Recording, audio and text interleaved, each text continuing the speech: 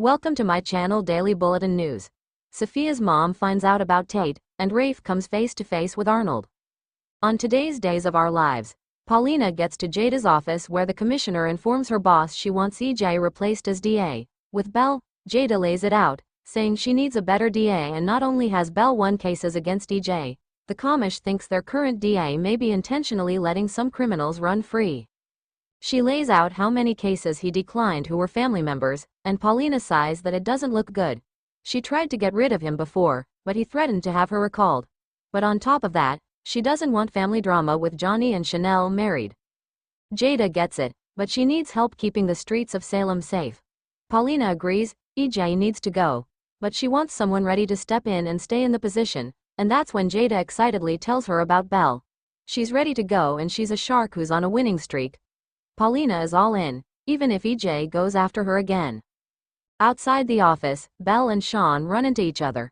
He notices she's fidgeting and she informs him that Jada's proposing her replacing EJ as the DA. Belle admits she's had some reservations, but Jada convinced her to give it a go. Sean is thrilled for her, but promises to keep it quiet. But then he brings up Belle and EJ's history, ticking his ex-wife off. She snaps that what happened was a mistake, but Sean does his best to back off, saying he's just worried about EJ's reaction. Belle doesn't want to start a war, but she's been thinking about fighting on the other side of the law for some time. EJ's picking and choosing who he goes after as DA. Belle would operate from a place of integrity. Sean agrees, but Belle points out that if she takes the position, they'll both be staying in Salem, and working together. They'll survive, he says with a smile. He thinks it's a good idea.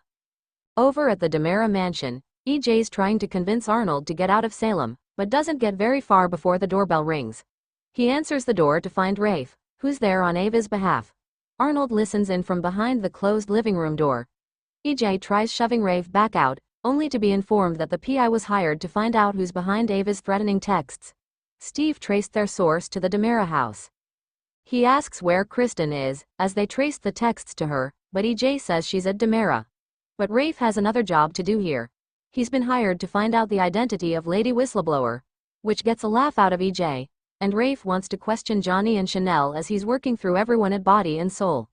Just after EJ gets done saying no one's home, Arnold drops a glass in the living room and it shatters. What was that? EJ shrugs overly calmly and says Hal will take care of it. He's not worried. Rafe points out that he's acting strange, swinging from anxious to overly calm. What are you hiding? EJ then switches back to yelling at Rafe. He's got no authority anymore, he's not the commissioner, he's not on the force, and it's time to get the hell off his property.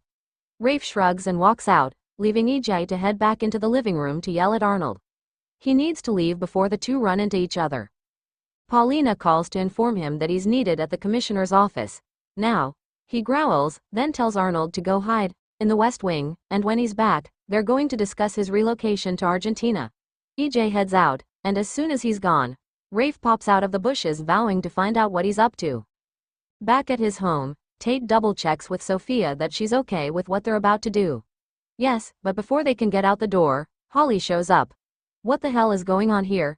Tate stammers as Sophia just pushes in and starts going off about the two of them sneaking around behind her back. Sophia rolls her eyes as Holly keeps yelling about the trip they're sneaking off on, then finally snaps, "We're not going to Disneyland, we're going to get an abortion." Tate asks for a few moments alone with Holly and Sophia storms out, saying they're leaving as soon as she gets back. He apologizes, promising he and Sophia only had sex once and used a condom. He's only known a couple of days, and yes, he tells Holly, Sophia's sure it's his. Tate didn't want to hurt Holly, so he didn't think it would be a good idea to tell her. Neither of them want to have the baby, and she can't get an abortion in the state without her parents' consent, so they made plans to go out of state. Tate says it doesn't have to change anything, but Holly isn't sure. Tate looks her in the eyes, promising that once Sophia can take care of this, everything is going to work out. Is she okay with him taking her out of state? I guess I have to be. He did this, and he's responsible, but this doesn't change anything between the two of them. Holly thinks this is the universe telling them they shouldn't be together. Screw the universe, they proclaim their love for each other and say goodbye with Tate promising he'll be home soon. Out in the square, Ava's looking at one of the threatening texts when someone puts a hand on her shoulder. She spins around, snapping at Kristen to stay the hell away. It's not Kristen behind her, though. She apologizes, and Amy Choi introduces herself as Sophia's mom. She'd like Ava to give Sophia her retainer at her shift today before she leaves to look at colleges. Ava tells her Sophia's not working, but immediately backtracks after Amy says Sophia told her she had a shift. Ava then reassures Amy that Sophia's a responsible employee and a wonderful person. Amy thanks her, but asks if anything's been off, because Sophia's been oddly moody the past few weeks. Ava figures it's because of Tate and Holly, but Amy notes that problem was in the spring, so why be upset now? Ava covers again, saying Holly and Tate got back together recently, so that probably set her off. Amy starts pushing for more, and Ava suggests that maybe she should ask her daughter about her life. Amy appeals to Ava, mother to mother. She has a right to know, which is when Sophia stumbles upon them. Her mom demands to know if she kissed Tate, so Sophia makes up a story about Tate kissing her, but he's back with Holly, so it's all good. That's the whole story. Amy isn't buying it, leaping straight into, "Are you doing drugs?" She doesn't believe anything Sophia says, pushing her daughter to snap out that they've done a lot more than kissing. Ava sighs in defeat, suggesting they go indoors, but Amy plows on, telling her daughter that neither her nor God find this acceptable. Sophia's getting more and more nauseous, though, and when her mom tries taking her to the doctor, Sophia throws up in the trash can, saying it's way too late. In the show's final moments, Sophia gets back to Tate's, looking scared. "We can't go," she says, wrapping her arms around herself. Tate asks why, and Amy bursts into the room, "Because of me." Belle and Sean make nice, and he tells her that any DA is better than EJ. Especially her. Just then EJ comes in, pushes past them, telling Belle to not get too comfortable winning, and heads into Jada's office.